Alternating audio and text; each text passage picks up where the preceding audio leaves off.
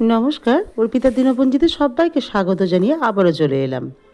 এইভাবে চাল কুমড়োর চাপড় ঘন্ট করে দেখতে পারেন, খেতে কিন্তু ভীষণ ভালো হয় এবং খুব সহজভাবে।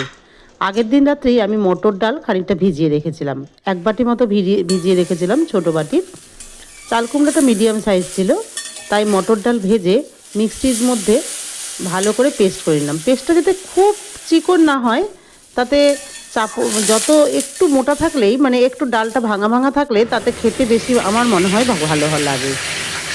এই চাপড়টা এইভাবে তেলের মধ্যে যে ডাল বাটাটা করেছিলাম দিয়ে চাপড় করে রেখে দিলাম। তারপরে কড়াইয়ের মধ্যে তেল দিয়ে, সর্ষের তেল দিয়ে, একটু শুকনো লঙ্কা, একটু তেজপাতা ও পাঁচফোড়ন দিয়ে এই চাল কুমড়োগুলো বেশ সরু সরু করেই কেটেছিলাম, সেইটাকে ভালো করে ধুয়ে 2-3 বার ভালো করে ধুয়ে কড়াইয়ের মধ্যে দিয়ে দিলাম। তারপরে যেহেতু চাপড়টি করার সময় একটু লবণ দিয়েছিলাম, তাই একটু লবণটা একটু দেখে দিতে হবে। আমি অল্পই লবণ দিলাম, আর তার সাথে হলুদ দিয়ে খুব ভালোভাবে নাড়াচাড়া করে এইভাবে ঢাকা চাপা দিয়ে রাখলাম।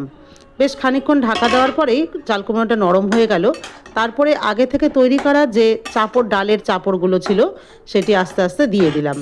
আর এই চাল কুমড়োর সাথে এই ডালের চাপড়টি খুব ভালোভাবে নাড়াচাড়া করে নিতে হবে, যতক্ষণ না পর্যন্ত মিশে যায়। খুব ভালোভাবে নাড়াচাড়া করে নামানোর আগ দিয়ে আমি 2টো কাঁচা লঙ্কা দিয়ে দিলাম। কাঁচা লঙ্কার স্বাদে আরও বেশি ভালো লাগবে, তার সাথে একটু সর্ষের তেল।